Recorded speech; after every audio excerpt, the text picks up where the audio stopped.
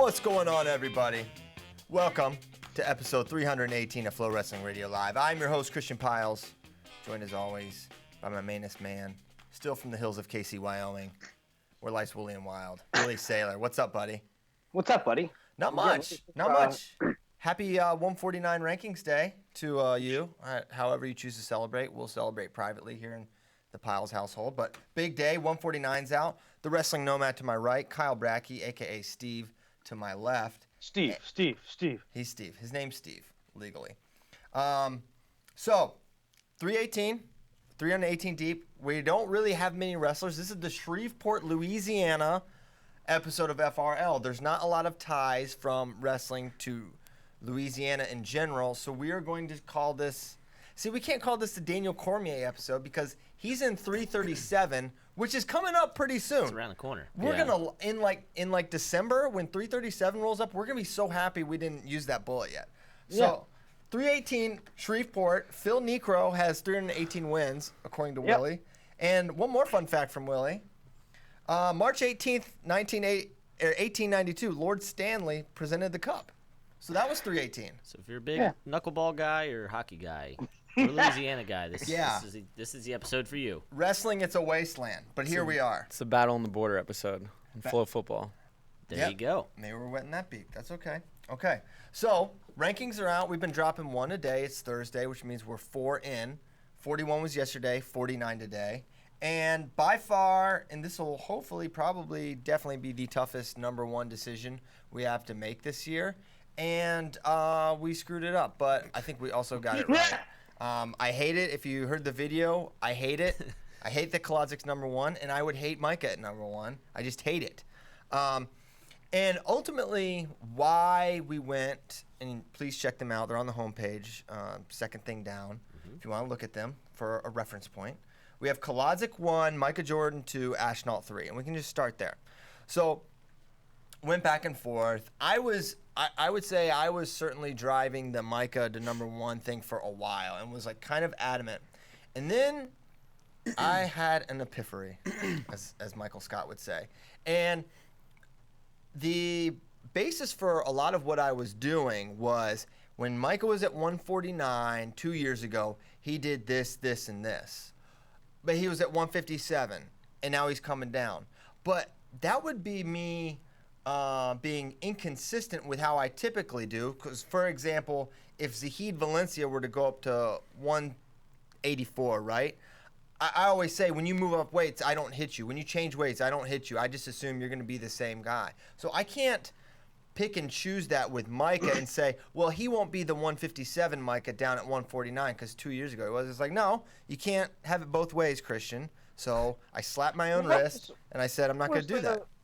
What was wrong with the 157 Micah? Well, I would say not much. I mean, he was fine, but we're talking about the number one ranking. And, you know, he finished sixth. He lost to Berger, who was not a great loss. Pentelio Nolf. And I mean, Berger's excellent. He took third. Yeah. I know. Kolodzik lost to and listen, I really don't care. I'm fine with Kolodzik at one.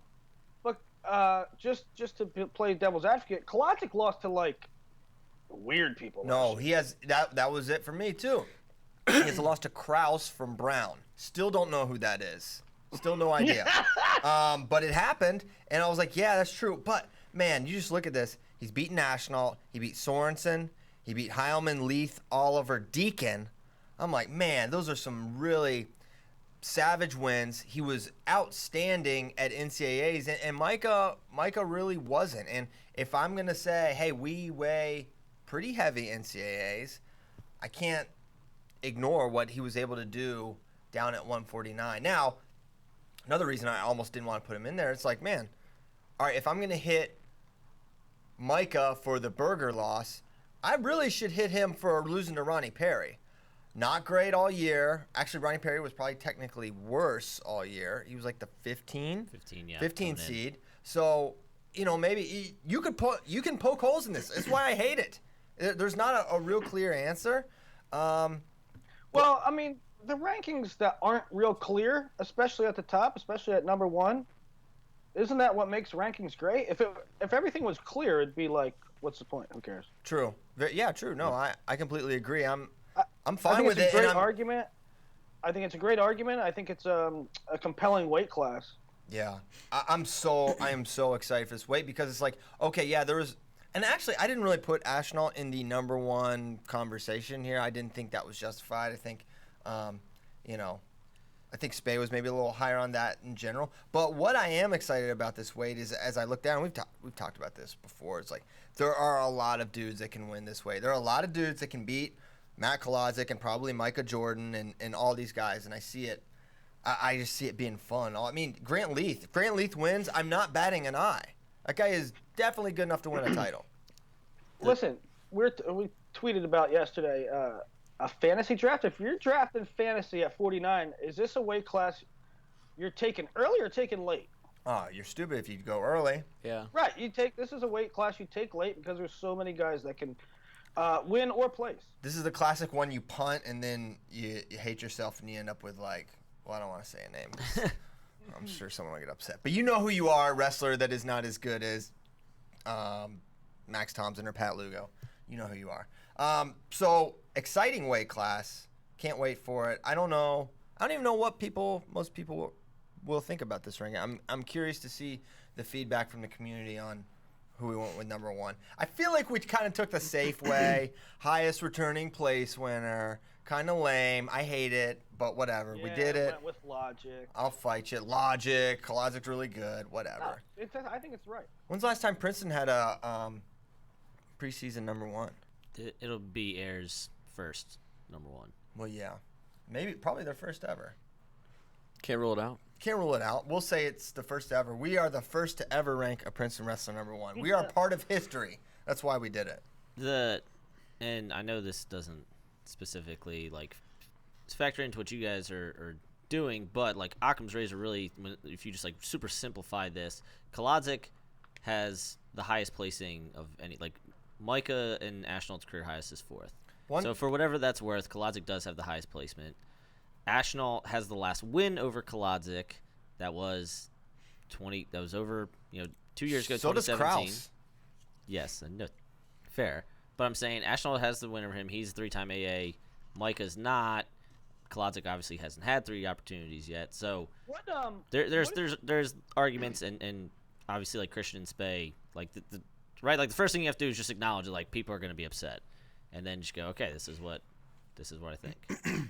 Any early dates that these guys? Has anybody noticed something on their schedule where any of these top 5 guys might hit or 4 guys might hit? No, but that's a really cool potential idea for like an article maybe or something, like kind of like a weight by weight look at like where are the big rankings matchups going to happen and when. Yep. It's also a massive undertaking. Spey. We'll just put Nomad on it. Well, Spey and I were talking about yesterday, like after everybody left, talking about kind of putting everything into a like calendar and identifying it from there. So you can be like, okay, this is a big weekend for 149. This is a big weekend for 141. And I don't know if that's like 10 separate articles or whatever, or how it's going to work. But we do want to kind of organize the weekends and go, okay, circle this, circle that. Looking at Ohio State's schedule, Rutgers will be at CKLV, yes?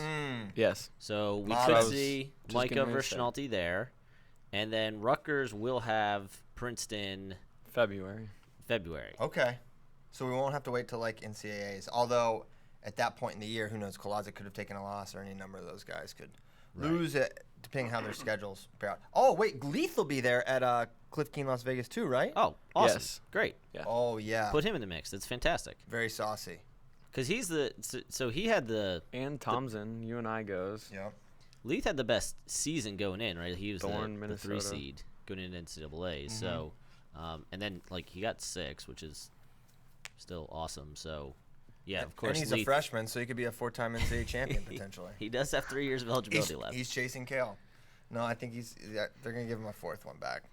He's going to be a 5-time AA. It's going to be great. Wait a second. It's amazing that Leith is listed as a sophomore. He wrestled Sullivan Chisco in Super 32 finals. Chisco is done and out of eligibility. Well, he's not out. Not of eligibility. He's not out of eligibility. Well, he's done. He's done. So I think so. Like every year, there's probably one weight, right, that has like a legitimate rankings question. Like last year, it was 125, and kind of how the top 4 was going to be played out, right, with NATO, Suriano, Cruz, and Lezak. Yeah, I'm pretty sure, did we have Cruz number 3 preseason? So, what I remember in my head, I think NATO was 1. I think it was NATO, Suriano, Cruz. No. Well, because what I remember in my head, I was talking to Spade about this yesterday, was I remember you and I feel like it spilled, either started on FRL and spilled over into the office, or started in the office and continued on FRL. I was saying that like you were being inconsistent with your rating of Suriano, in that he should, like, my contention was he should be 2 or 4. Like if you're gonna make NATO 1, fine, but then Suriano should either be 2 for beating both Cruz and Lezak, or 4 and give Cruz and Lezak the credit for NCAAs. And I was like, 3 makes no sense and is inconsistent. And I don't know if you ultimately changed it or what happened, but I remember us having that discussion very heatedly. It was, we did go Nick at 2 and Cruz. Yeah. There's something to be said. Cruz did it, right? And the case for, I mean, we're arguing a preseason ranking from last year, so I'll be brief and then we'll move on. But basically, Cruz, hey, he made it happen at the final exam. He beat someone who beat him soundly at NCAA. So basically, we are giving him the benefit of the doubt to Suriano over the guy who actually did it. So that's why we went with that. And Lezak had losses last year. He didn't win it all, right? He had lost to Suriano. He had a lot of other losses that were weird. Suriano beat the 1 and the 2. So I think he was justified. Well, yeah, and Lezak, that bracket fell apart. So you know. Yeah, exactly right. And Lezak literally fell apart with Suriano not wrestling. Yeah, it felt. And then, you know, he had Mueller in the semi. Joey Dance lost in the quarters. Yeah, it was set up for Joey. He was the 2 seed. Yeah, I don't want to talk about it. But anyway, so it's just interesting. Every year there's a big debate like that. Last year was 25. This year's 49. We haven't talked about 41, right? No, we haven't. We have not. And you know, I love this weight for the record. Amazing weight. I mean, look. Let's look down. Number 20 is Yaya Thomas. 18, Kanan Storr. Number 17, Max Murin. Like 15, Mitch McKee. I mean, Mitch McKee is like, it's funny because like Brock and McKee are 2 guys that, and they have this rivalry, but they're also 2 guys that like I have this like quasi irrational like view of them in my mind that does not wane. So seeing him at 15 is jarring to me, but it is proper. Like I think it's where he belongs. So yeah, great weight. I mean listen to this top 6. I mean, not just good. Don't think good. Think fun. Fun factor. Yanni McKenna's probably the least fun. Very fun. He's fundamental. Okay, but then Ironman, Cade Brock, Nick Lee, Chad Red. That is fire in terms of like the actual matchups and how exciting and entertaining those guys are to watch. I think. How difficult was it to rank Sedarian coming off, under 500 entering NCAAs, and then how do you justify that? Sort of difficult, for sure. Not easy. It helped that he beat Albert, and that Albert wasn't like. Well, that was first round, wasn't it? It was early, yeah. It wasn't like Albert was. I mean, Albert beat Red and Thorne, but he wasn't super hot last year. Mason Smith, pretty inconsistent guy. So I felt like, you know what, give him the bump. You know, you could bury him behind Michael Carr potentially, but he beat Michael Carr in the round of 12. You could put him behind Deal, but he beat Deal. Pretty sure. sure. Beat all these guys. I don't know. It's tough when you beat them. No, I think it's right. I just think it's it's tough to negotiate. Well, what is in the rankings but is not visible is the various anchors that the guys have. Sedarian's is on a shorter leash than Chad Red, right? If Sedarian starts reverting to his old ways, he's gonna fall faster than someone with deep roots like Nick Lee, Chad Red, etc. So that's what's like in the rankings that you can't actually see, but Sure. I'm saying it, so now you know.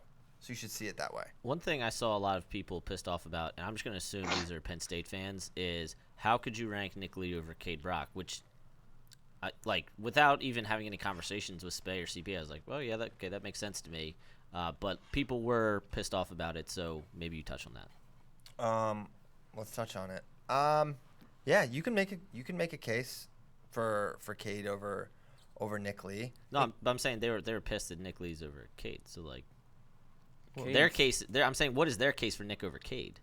Well, there's a case there. I mean, he beat Kevin Jack is probably the main case. That's like the thing, right? That's a really, really nice win. I don't know. I think body of work over the years, Cade Brock's got simply better wins. Now, he was a sophomore, and Nick Lee was a true freshman, so there's an opportunity gap there. But I think Cade's proven a little bit more. Brock's first match ever, he pinned a returning champ. Yeah. He's beaten multiple national champions. He beat Corey Corey Clark. He beat Cody Brewer. Nick Lee's losses last year in reverse chronological order. Jaden Ironman, NCAA's. Ryan Deal, first round of NCAA's, got packed up. Mikey Carr at Big Tens. Joey McKenna in the duel, which I rewatched that one the other day. Forgot how controversial that one was. Yeah. The Caden Gfeller pin in the Scuffle finals. Yanni in the Binghamton Open. I forget if that was semis with finals. And then Brock Zackerl, the Clarion Open. That was his first event of the year. Cade Brock last year, 5 losses. Luke Pletcher, Tariq Wilson, who he also beat Tariq Wilson at one point. Seth Gross, Montori Bridges, and Scotty Parker. So he only lost All-Americans. Yeah. That was at altitude, though. That was at altitude. Does not count. And he's a 2-time All-American. And he split with Tariq and Montori. yeah. Right. And the Scotty Parker loss is the dumbest Oh one my gosh, ever yes. to happen. It's the dumbest loss I've ever seen. And Scotty Parker's still a 2-time AA, so it's like, okay, 2 for 2. fine. Like, Yeah. That's not a bad loss. yeah. Like, the way he lost it is bad, but the loss itself is... Dude, how do you think that match goes? Cade Brock, Nick Lee. Oh, fast, I don't know. There's Vince Turk's involved. It's a gunslinging match. Oh, no. Oh, boy. No. There's a lot of points on the board. Over under 21 and a half. I just ask a It question. is a high-scoring match. I think I like Cade, but I don't freaking know. I think that's a lot of slickness for Nick Lee, but Nick, I don't know. That'd be a great match. Maybe Southern Scuffle Finals. Let's Yeah, put that. that'll be. It's either that Fingers or crossed. NCAA's. It's the only time they cross this Or year. Big 12s. Or Big Tens. Yeah, or Big Like, Tens. one of them could change Cade conferences. could go. Yeah. Fair point. Yep, don't rule it out. Okay, that's 141. I mean, there's a lot of other things we could discuss in that weight class as well. I mean, here's some guys that are unranked. Ian Parker is unranked. I guess he's at 41 again, with Austin Gomez in the mix. We think a lot of him. I think a lot of Luke Karam. If he can develop one leg attack, he's going to be really nice. Like, get it real consistent and humming, because he's a terror on the mat, and he's really tough to take down. I won't give up on Cam Kelly. I'm going to hang on. Please don't. I've been hanging on to this stock for quite some time, and at this point, it's basically worthless. So why would I sell it? Kyle, are I'll just you hang over on it? to it. You're a jerk. Well, no, Kyle's over it. I could sell it. And Jamal Morris, although yeah, I like Jamal Morris. If he goes 41, I think he could do really well. So yeah, that's an exciting weight. And 49, unranked guy of most notable one would probably be Brady Berge, who did nothing last year to warrant a ranking. Correct. The 16 through 18, 41 is really interesting to me. Tristan Moran going 41 for Wisconsin was Oklahoma State's 57 at Big 12s. Max Murin, number 17. As we mentioned on Tuesday, there's a couple weights, 25 and 33, or a couple schools where we're kind of looking at roster battles, right? Like Arizona State 125, for example. So you put in Murin over Turk and Happel, which I think is reasonable, but just notable. And then Kanan Storr, who didn't get to do conference tournament last year. So I'll be interested to see how he does. Michigan hopefully gets a full season. And I'm glad you mentioned Berge. Penn State fans, or anyone who's a Berge fan, we hope he does really well tomorrow at Junior Worlds, but he wrestled one tournament last year. Yeah, I don't think anyone's clamoring for him to be ranked. So, yeah, that's it. Excited for that. 57 tomorrow. We'll wrap it up. It's mostly done. Just needs a little more polish, and we'll be good to go there. Okay. Anything else before we move on, Willie? No. Okay. Willie will be in. Did you guys say is Kanan going 49? Is that what you said? 41. 41. We were kind of bouncing a little bit there. Yeah. And you guys know I really like Kanan's store a lot too. So I think he could have and at Michigan, not that there's anything wrong with Iowa State either, but I mean at Michigan, man, the partners there, just what they have going on, could be really good. Could do really well there. One last thing at 149, we can move on. So obviously you have Micah dropping down. Zane leaves, Heilman, Ronnie Perry, probably Sorensen. And then there's a bunch of guys that are in my redshirt report that came on that are coming in and ranked. Ashnault, Lugo, Maruka, who Maruka didn't really redshirt, but starts this. Maruka, O'Connor, and Josh Heil. So like crazy turnover at 149. Yeah, completely different weight class. It really is. New look, exciting stuff. Kind of like it. All right.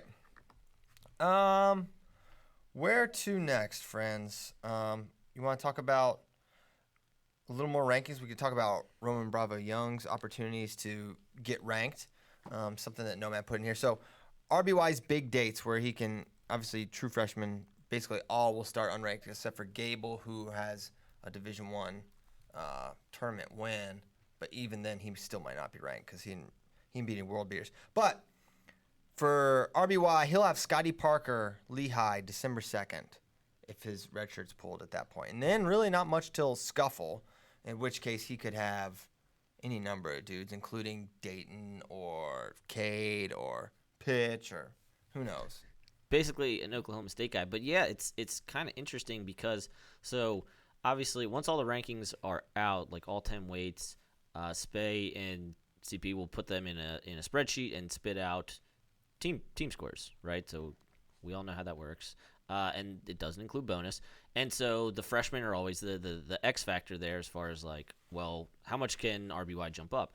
And if he loses to Scotty Parker, which is, I mean, Scotty Parker's 2-time All-American, so very possible, and then doesn't get a chance to hit one of those Oklahoma State guys at the Scuffle, because there's not going to be a whole lot of other ranked guys at the Scuffle. I mean, we don't know because, of course, stuff could change. But then, he gets Valdiviez, who's currently number 15 on January 11th. He hits Micic and Pletcher, both of which he could lose to. And then Dylan Duncan, who's currently number 12. Now, it'll be February 17th, so who knows where Duncan will be. So, like, RBY, I mean, unless he pulls a really big upset, it's going to have a hard time getting in the top 10. Well, I suppose other guys could fall off, but I think it's going to be hard for him to get in the top 10 this year. Before Big Ten. That's just based on schedule, though, right? Right, that's what it is. These are the opportunities he has. Mm-hmm. I think it's Scuffle could be Dayton. Yeah, he'll have his chances. It'll be on him just to take. It's tough to get in the top 10 at 133 because there's 10 really good guys. Number 10 is Ernesty. Mm-hmm. It's going to be tough for that. It's just as much as his schedule. So we'll be curious to follow his trajectory. And we kind of mentioned, like, hey, we don't know when his red shirt will or won't be pulled, although we're all but certain he's going to wrestle. Junior World's going on. You want to catch us up quickly, briefly, Wrestling Nomad? Yes. So they start off with Greco and kind of, Greco community was all super pumped. We had 3 guys wrestle for a medal. Andrew Berriesa made the finals. Congrats to him. Colton Schultz, first year as a junior, got a bronze. Congrats to him. And Kamal Bey got 5th, trying to he lost to the guy he beat in the Junior World Finals in his bronze medal match. So great job from him. And everybody was all pumped up. They actually did worse than they did in 2016 and 2017. 2016 they got 8th. Last year they got 4th. This year they got 10th. But anyway, of note, first time since 99-2000 with consecutive finalists. Kamal and Severado last year and Berriesa this year. And then 3 straight years with 2 medals for Junior Greco. So yeah, the only thing, though, is like it's great that they're putting some level of consistency in, but the only thing is, at the 8 other weights, they only won 2 matches combined. Yes. Yeah. And that's the team finish there. And also the guy Berriesa lost to in the finals. Like, if there was a big board for Greco. Yeah. The guy he lost to has literally never lost a match. It's Mihan Lopez. Yeah. Oh boy. That doesn't throw matches. So Problematic. Yeah. Anyway, junior women also. So they're kind of still Did going you see on. what Barry has tweeted? What? He said, what can I say? The guy's never lost. But for real, yeah, it's like, what do you do? Junior women, so they're still going on. They have their second day semis. Alicia Hauck's in the semis. And then right after that, Macy Kilty is in the finals. Macy Kilty still cadet eligible, won Cadet Worlds in the finals, so that's pretty cool. But after Women's Nationals, formerly known as Body Bar, in May, I was like, all right, just junior women's team is going to be awesome. And we're looking at, like, historically bad performance. Wow. So, and, there's some The unfortunate Nomad things. curse. Yeah, right? There are some unfortunate things, like yesterday, 2 girls lost in the quarters, 2 girls who lost in the semis, so you can't get pulled back Yeah. in. We had 1 girl lost on a takedown with 0.4 seconds left yesterday, and then this morning we had a girl get pushed out with 4.1 seconds left to lose. And today, 4 girls lost in the first round, lost their first match, and I think all of them got eliminated. So great job, Alicia Hauck, being in the semis. Hopefully we see her in the finals, and hopefully Macy wins, and that would be awesome. But, like, we're looking at, like, 8th, 9th, 10th, which the USA results on the mat only go back to 2006, and the lowest in that time period we got 7th in 2013. So obviously these girls can still do great things, college level and senior level, but performance-wise, this is, like, historically bad. So for junior men's freestyle, draws will start after FRL is taped. They're holding draws till FRL finishes. Well, They're out already. Nomad lied about that. I put this in when I woke up this morning to watch because I thought they were going to be out after, but they're actually out now. So check my Twitter and you will see. All right, check his Twitter. And so wrestling tomorrow for the men: Dayton Fix, Dom Demas, Brady Berge, Aaron Brooks, and Zach Elam, the late replacement for Daniel Gregory Kirkfleet. Oh, yeah. That's too bad. Okay. So we've been doing the depth charts, targets for a couple different teams. Yeah. Penn State this week, Willie. Yeah, speaking of Aaron Brooks, it's gonna be interesting at the top of their lineup.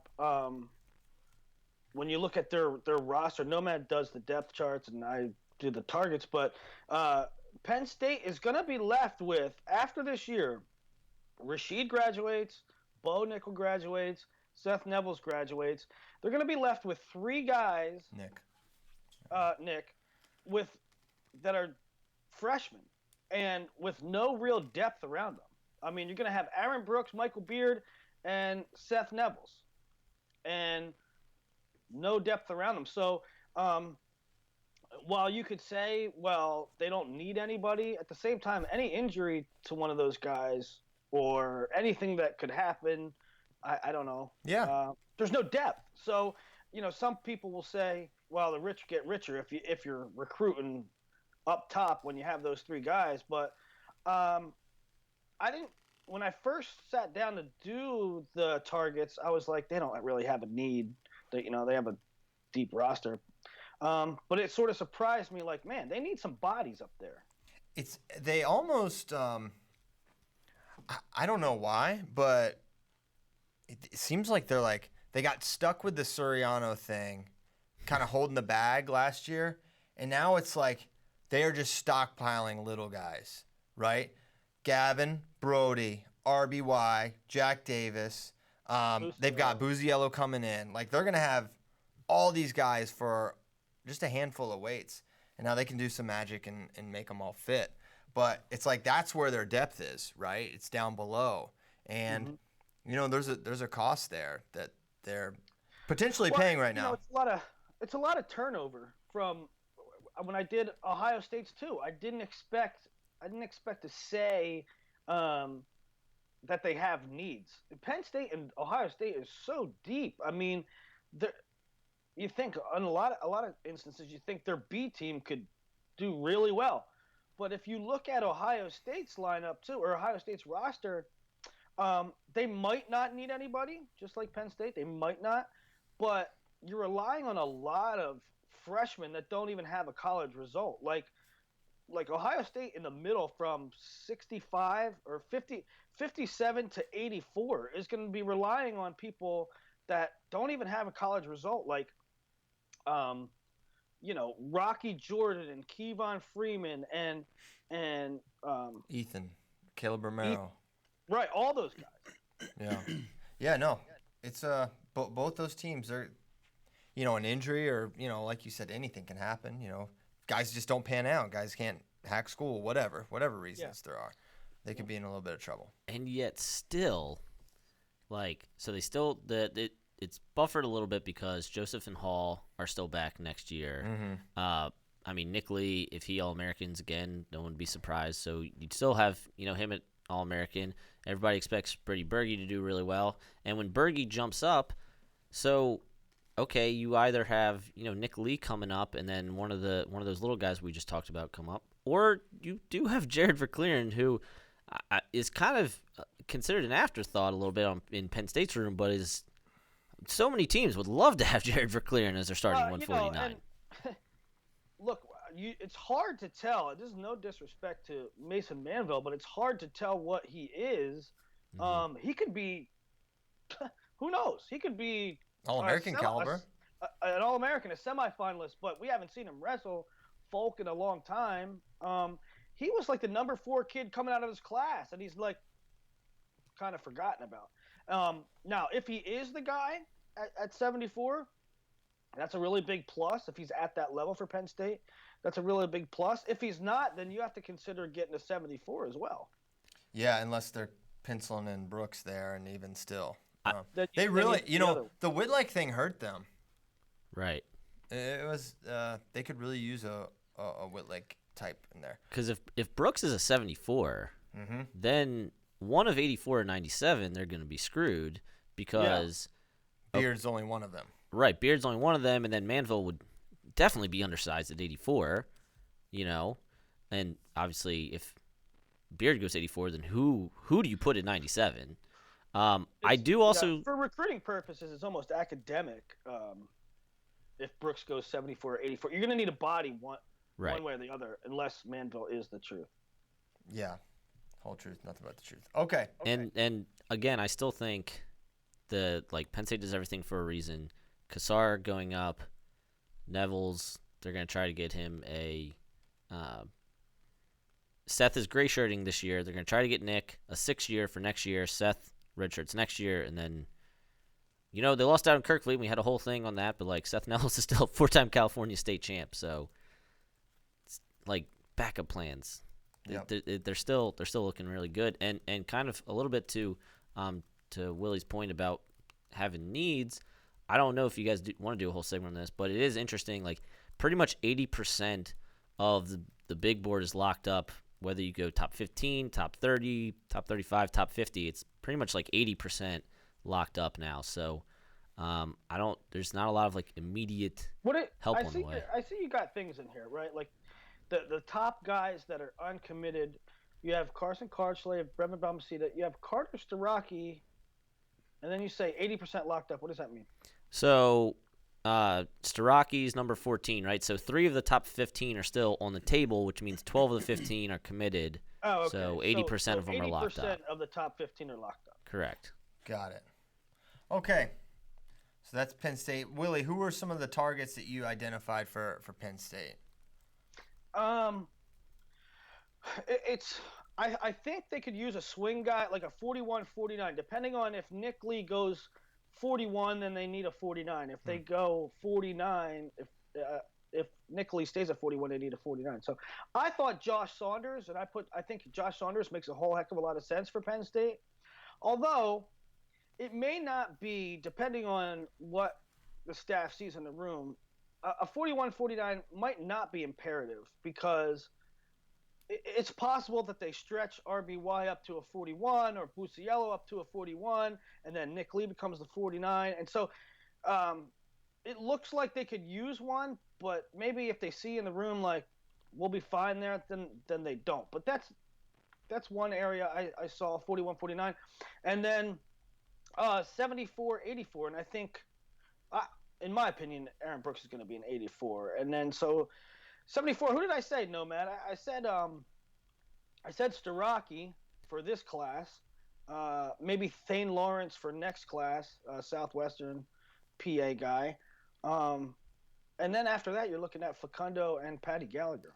Yeah, the question becomes how pressing is that? It's all about like it's essentially all about like how good Manville and Verclaren are for what Penn State needs, and also what you were saying about stretching out like an RBY or a Busiello. But as far as like immediate needs, you go okay. Starocki is probably priority 1A in terms of what they need, in-state, all this.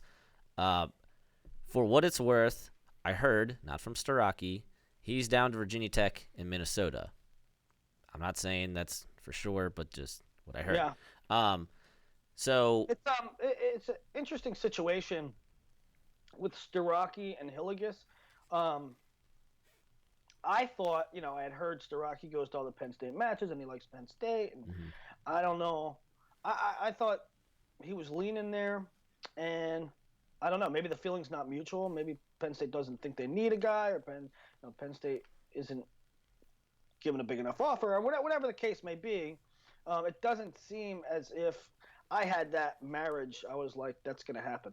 And it doesn't appear to be that way. Same with Hilligus. I thought they could use, that 41-49 thing. I thought Hilligus would be a guy. Now, it's early in his recruiting because he's just a junior, but it doesn't sound like Penn State and Hilligus are a thing either. And that's why, to your point about 41-49 and then like the upper weights, that's why I put Master Giovanni as their guy for that article we did back when like recruiting started on September 1st. I don't know if Master is actually their top target, but I just thought Trevor and Travis fit in really well with what Penn State's going to need in a few years. I think so too. But the information I'm hearing is that the Masters like Ohio State. Yeah. So, right. So, but anyway, so what for me the question is, okay, is Starocki priority 1A, and if not, is it basically it's like drafting for need versus drafting like kind of long term. It's like, okay, do we absolutely need to get Starocki now, or do we think there's a better option, a la Thane Lawrence, Facundo, whatever down the road, and we just wait for the best guy if we think those guys are going to be better than Starocki? Yeah, it's what. Picking or projecting who's going to go where is always a difficult task. Yeah. It's even more difficult when they are recruiting for luxury as opposed to pure need. Yeah, and that's something we're seeing a lot with Penn State. They have some luxuries there. Verclaren being one of them, one of many. So that's Penn State. A lot of interesting targets there. Okay, let's get to questions from our friends. Let's do it. Midlands, says Brad Bowles. Midlands, what odds do you give Zahid versus Ben Askren? Well, I give Zahid good odds versus Ben Askren because I believe that Zahid fits the template for what has given Ben problems historically.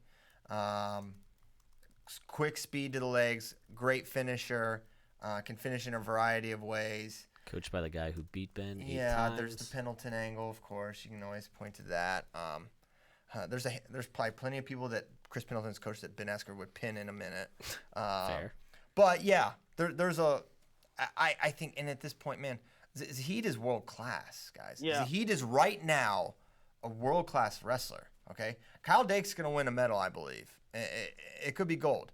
And he was there with him. He smashed Alex Daringer. Daringer just won. Daringer, outside of losing to Dake and Zahid this year, has looked awesome internationally. Exactly. So for that reason, it's more now peak Ben versus peak Zahid.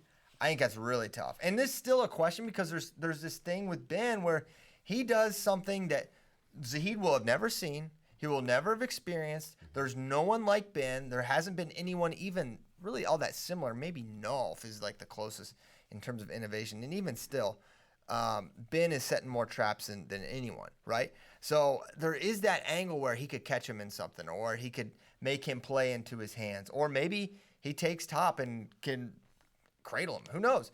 There's a lot of different ways that makes it so fascinating and interesting because it's Ben and in folk style, because I think we might have that lasting memory of him wrestling Clayton Foster, who was too big, wrestled a style that is not conducive for Ben and wasn't folk style. and maybe that's stuck with us now. That was like 3-4 years ago at this point. That was a while ago. But man, it's hard.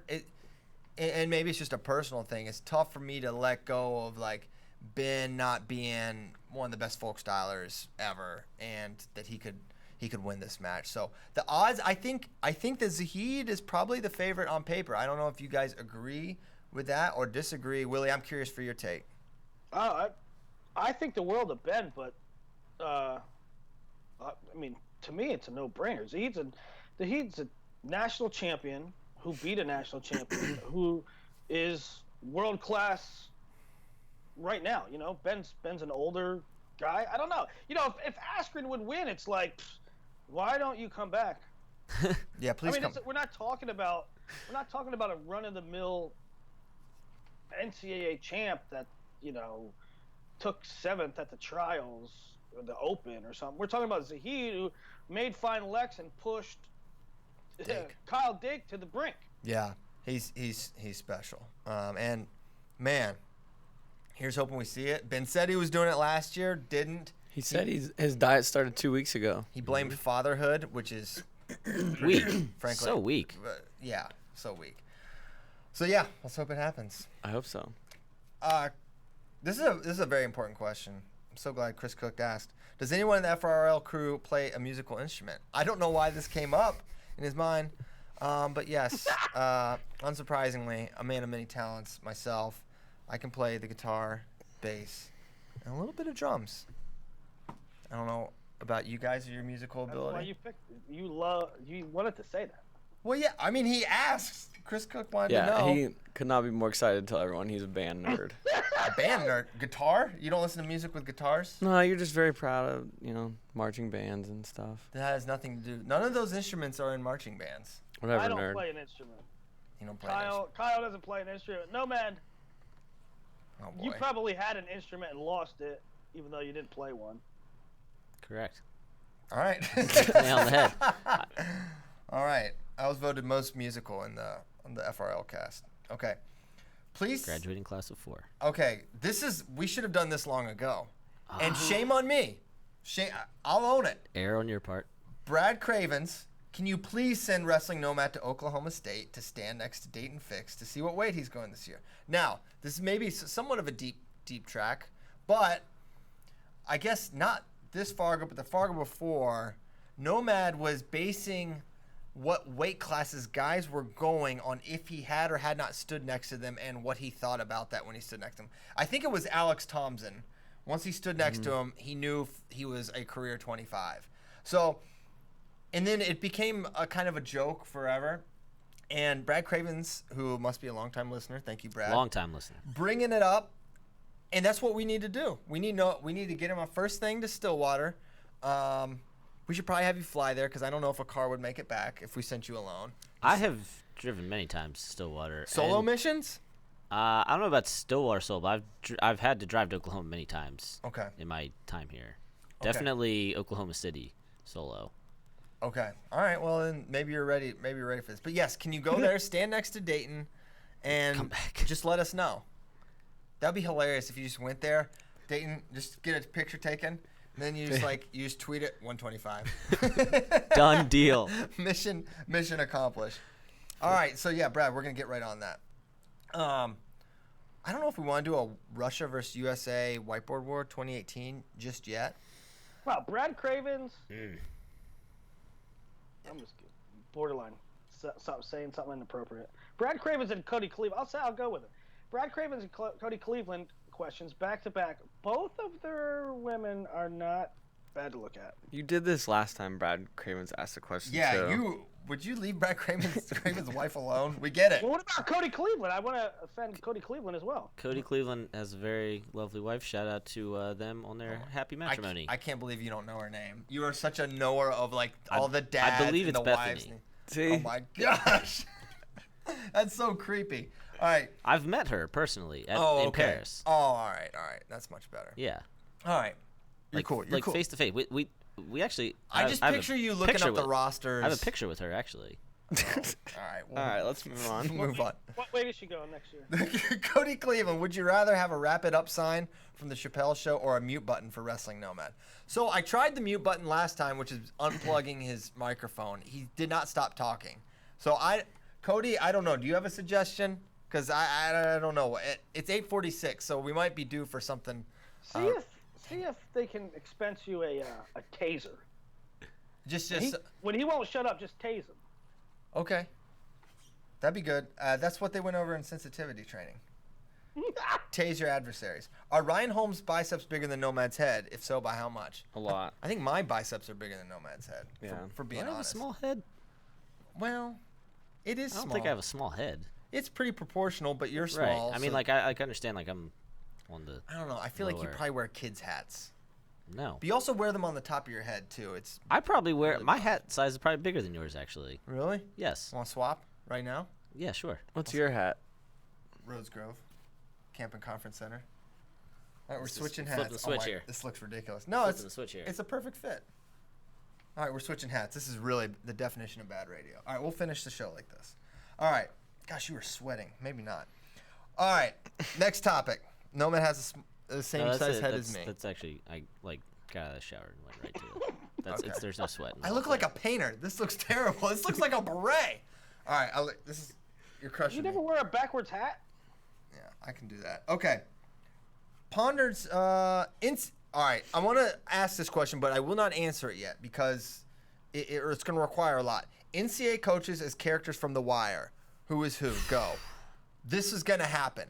Coaches? Takashi Brands at Not Tom, Not Terry asked a great question, and it is something I'm really passionate about, but I am not just going to do it right now and say, oh, Kale is Stringer or something stupid like that. No, I'm going to put thought into this. That's gonna need some. Yes.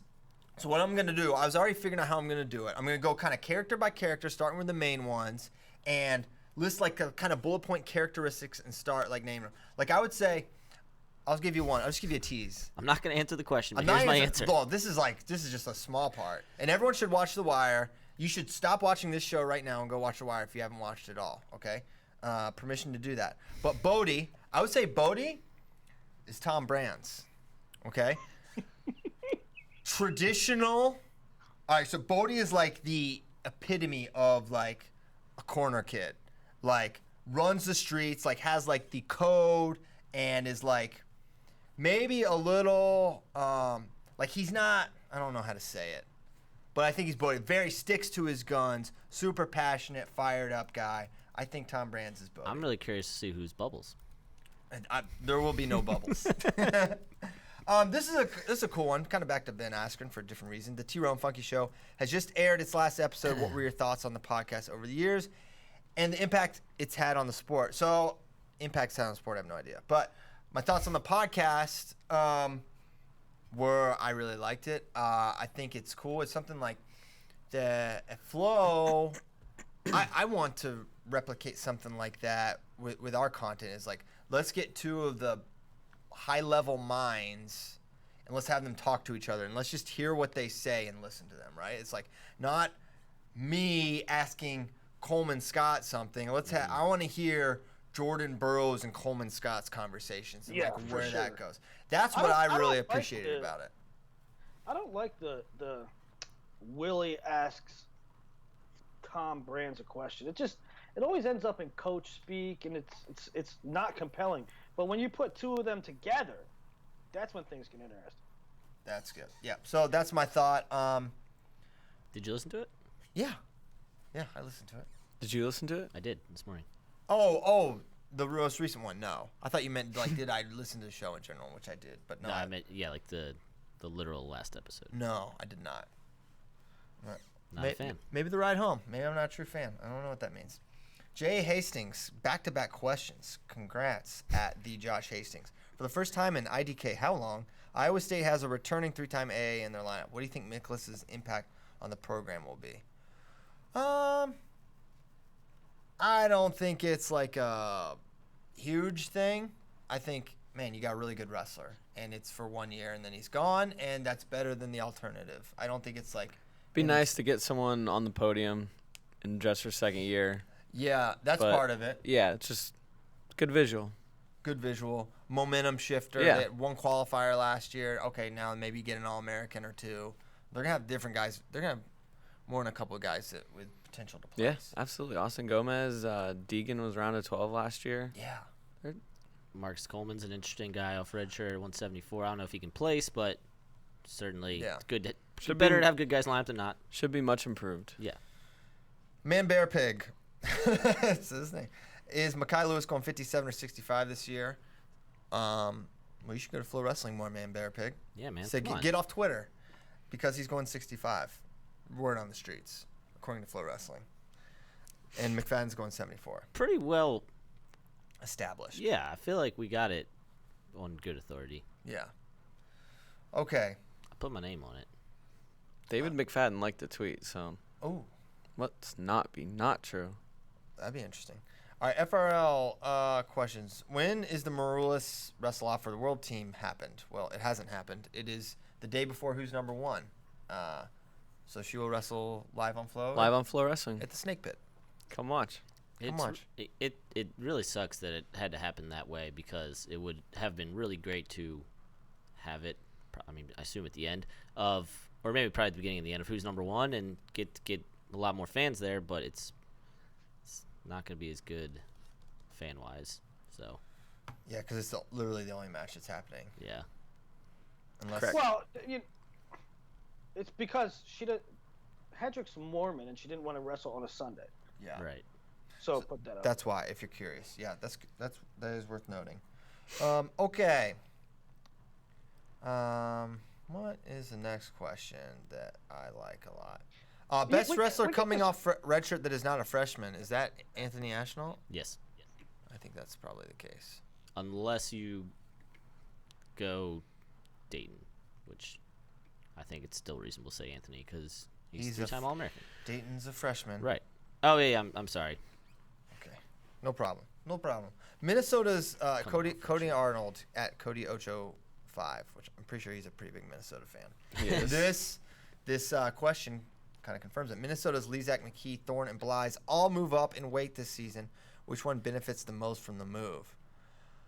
I'll say, well, I don't know. It's tough to say Lezak's going to really benefit because he'll benefit like his life will improve, right? Like that, He'll be that a is- happier That human. is a definite benefit. Same but, with McKee. same as McKee. Yes. He was cutting hard. Yeah. So I think like in terms of life and life expectancy, it's gonna be a lot better. However, I don't know if Lezak's gonna be able to place as high at 33, and it's not that I think he's gonna struggle up at 33. I think it's like, man, just look at this weight, right? It's tougher than 25. It's tougher than 25, especially if the Daytons and Sorianos went up there. It's really problematic. So maybe it's McKee. I'll say McKee. I think it's easy peasy Stevie Blythe No. Why? because What's he gonna do? 57 is an easier weight than 149. I don't know that that's true. I don't think It's that's which one of them benefits the most from move, not Well, which one's going to do the But best. wait, your whole premise is wrong. 57 is far tougher than 149. We just ranked Matt Kolodzic number 1. Yeah, but 49 is deeper than 57. That's possibly true. Yeah, it's definitely true. Well, Ryan Deacon number 7 is really good. And then we go, well, I'm not going to tease it all. I'm not going to give it all. Yeah, Don't tease it. Hey, here's a question we get a lot: is people asking, should the NCAA allow D2? This is Anthony Yeah. Terlizzi. I thought this would make you mad, Willie, so I didn't ask it. Oh, it does make me mad. That's why. I was like, I'm not going to. Willie hates this Classic. kind of question. Go ahead, read it. Okay, I'll read it. Does FRL team think they should allow D2 and D3 champs to wrestle in the D1 tournament? Guys like Nazar Kolchitsky and Riley Lefevre definitely could have AA, not to mention, I believe one of Dake's closest matches his junior year was CKLV to a D2 guy. Thoughts? No. Thoughts? If you want to wrestle D1, go to a D1 school. Didn't one of the Lefevre's Inter Midlands not place? Yes. Okay. Yeah.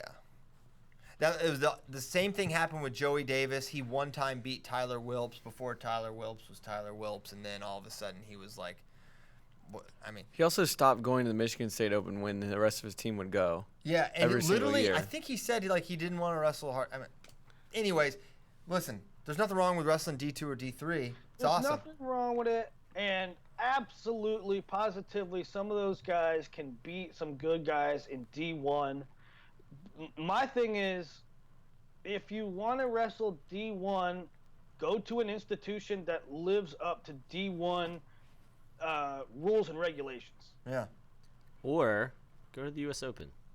Or go to the U.S. Open. Brandon Wright, all those guys that you're mentioning did it at the U.S. Open. For sure. Yeah, there's no question there's a few of the guys, but in general, I'm not clamoring for those guys. I don't find it. And it's like U23 and university trials also another example of that. And again, I know it's freestyle, not folk style, but the placing rate there is like 2 or 3 guys a year at best from non-D1 schools. So again, nothing wrong with it. Like, go kick butt in your division, but it's D1 or whatever you are, D2, D3, NAIA. Okie dokie. This is an interesting question. Who looks for a new training environment in 2019 to make a run at 2020? He says McKenna due to being a senior and Stieber at Ohio RTC. Also, Imar lacking quality training partners at Illinois, which, I don't know if that's necessarily true. Maybe Green if he goes 74. Those are Choco Tacos 3. Yeah, I'm curious. I feel like McKenna, if you're McKenna, you don't go to Ohio State and then go. Open it up and be like, oh, you went there because you want the environment, right? And you have a great environment. You have a great training partner with Logan. And I don't know. So what is more likely because we literally saw this happen in Final X. What is more likely, assuming that they leave? We're going to just assume they leave for the sake of this question. McKenna goes to Lehigh Valley WC with Buxton, or Stieber goes to Oklahoma RTC with Roselli and Guerrero. Yeah, that's interesting with the Guerrero thing or Guerrero Roselli connection. If you're asking what's more likely, I'd say maybe. I don't know. I don't see Logan leaving Ohio State. Right, I don't think right. either. This is assuming Logan leaves, which we understand is a long shot. You got a couple situations in there. Logan and McKenna and James Green and Jordan. You obviously have Gilman and Spencer Lee. I see I believe there's no way Green leaves Nebraska. Right. Yeah, I don't think not in a million years. I mean, I don't think there's any situation where Spencer or Thomas Gilman go to train somewhere else. Yanni J.O. 65. Yeah. Yeah, that's an interesting angle. Someone asked, I can't find it. While you look for it. Also, I don't think Imar's going to leave Illinois. I think that's like a, loyalty thing, whatever you want to call it. Yeah, I think it's pretty established, and I think, there's trust there. Right.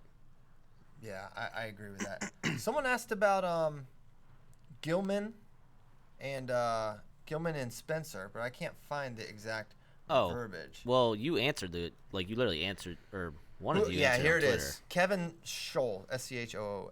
Don't know what that is. Who do you think wins right now in the room, Gilman or Lee? And I find this interesting because literally this week I got a text that Gilman beat him at the OTC, in practice matches. But my understanding of that dynamic is depends on the day, depends on the match. That's what I hear as well. It's close. If it sounds like it depends if Gilman can kind of keep it close early, not let Spencer just get a run going, he can wear him down and win at the end. But if he can't, and that's not totally surprising to hear, right? That kind of makes sense. That fits both their MOs in a way. Mm-hmm. But yeah, there are certainly days where Lee gets the better at Gilman, and the exact opposite is true as well.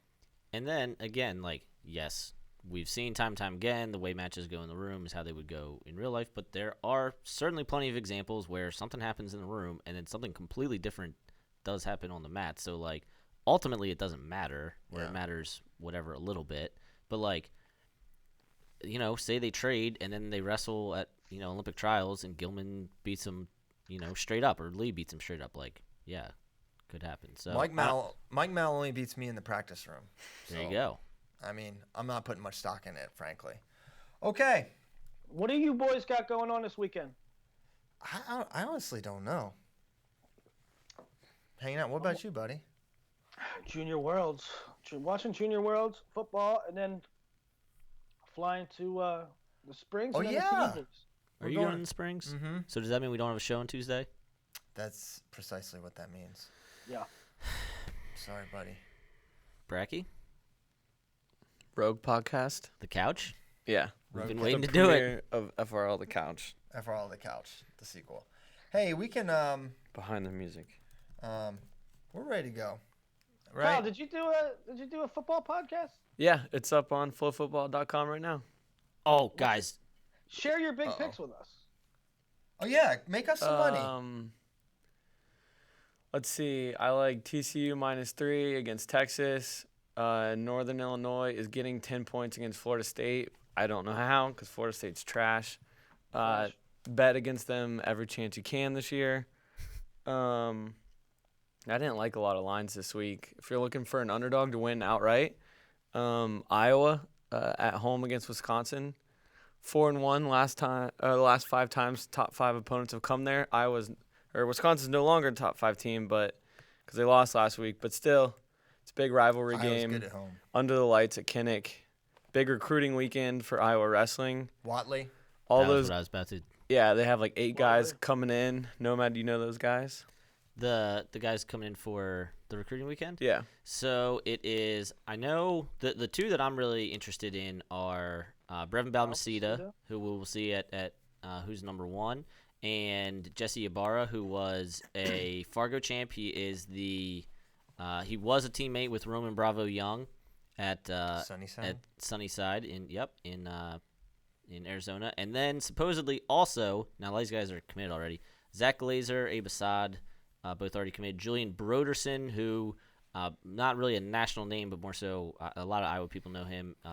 Kobe Seabricht, and then another big one for again Iowa, Colin Schriever, who we know has visited Iowa State already and has visited Minnesota already, and then his twin brother Colby, who is more projects kind of as a middleweight, and Cullen at a lower weight. Good stuff. We're up to speed on the recruiting weekend. Control room, we are ready to go. Feel free to play the music as it is now go time. Also, since there's no show on Tuesday, remember, kids, to watch Who's Number One, the show, every Wednesday, 10:30 a.m. Central, 11:30 a.m. Eastern. That will be the next time you will see me and Willie, since there's no show on Tuesday. Yeah, Willie, will you be back in time for that? When do you leave? It's a live show, right? I land at 10 a.m. The show's usually at 10:30. I got it switched to 11:30. So 11:30 Central, 12:30 Eastern next week, but you'll be in studio. In studio. Ooh. Yes.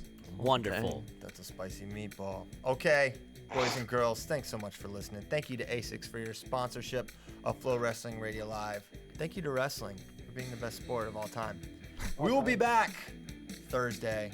Sorry, 1 week. Deal with it. We're going to be meeting with USA Wrestling. Going to be a lot of fun. Always a good time. Willie and I are going to be training at Elevation, which is good. Preparation for the upcoming season. So, that's it. See you soon, guys. Bye.